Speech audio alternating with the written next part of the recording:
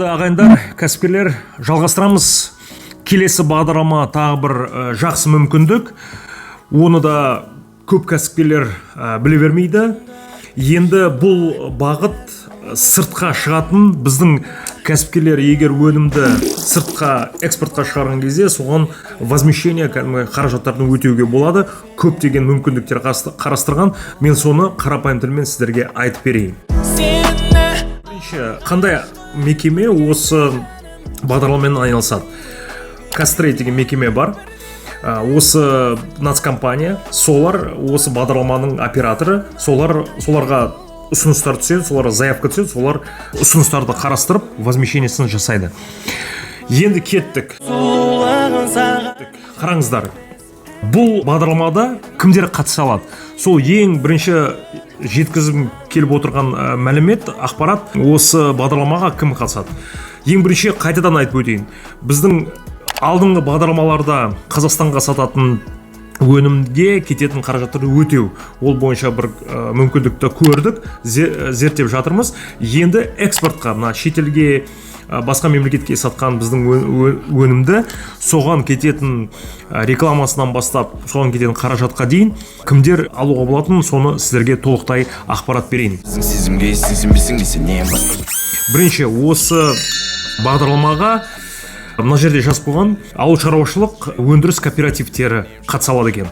Екінші, субъекты индустриально-инновационной деятельности дейді. Енді өндіріс кәдімгі біздің өнімді шығаратын компаниялар. Үшіншісі, оказывающие информационно-коммуникационные услуги.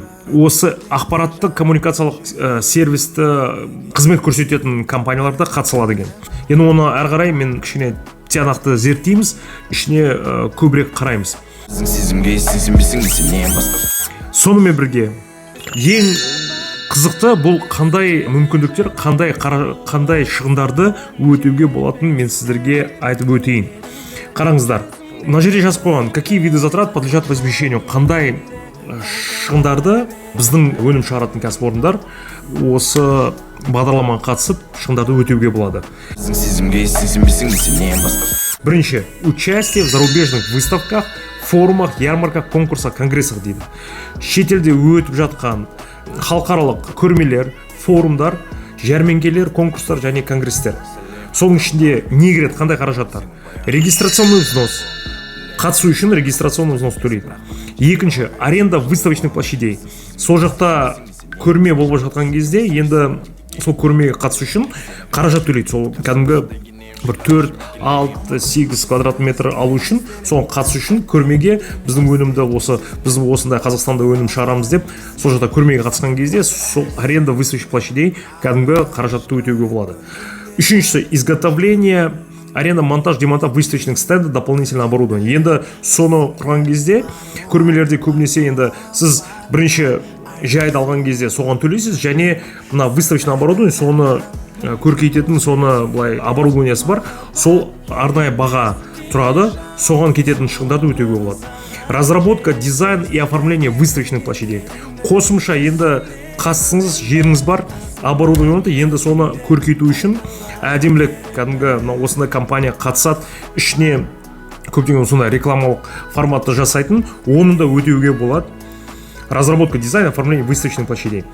Келесі, разработка, дизайн, перевод, изготовление, реклама, раздаточный материал. Енді сол жәрмеңкеге қатысқан кезде, сол форумға қатысқан кезде сіздерге буклеттер керек, кәдімгі раздаточный материал дейді, қосымша сол компания бойынша, сол өнім бойынша, Қазақстанның өнімі бойынша қосымша визиттен бастап кәдімгі көптеген брошюраларды шығарасыз. Енді соған кететін шығындарды да өтеуге болады.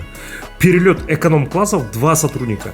Енді соған көрме, конгресс, форумға қатысатын екі мамандардың, екі осы азаматтың сол компанияда істейтін, сол өндірісте істейтін біздің Қазақстанның екі азаматына төлеуге болады. Және проживание 2 сотрудника. Сонымен бірге осы екі азамат самолетпен барды, және сол жақта гостиницада тұратын шығындарды өтеуге болады. Оны әрі қарай тағы ішіне кіреміз. Бұл біріншісі участие в зарубежных выставках, халықаралық деңгейде ұйымдастырылып жатқан выставка, көрмелер, форумдар, ярмарка, жәрмеңкелер, конкурстар, конгресстер. Келесі, реклама товаров деп жазып қойған. Реклама товаров, соның ішіне не кіреді? СМИ, печатные издания, телевидение, радио, интернет ресурсы.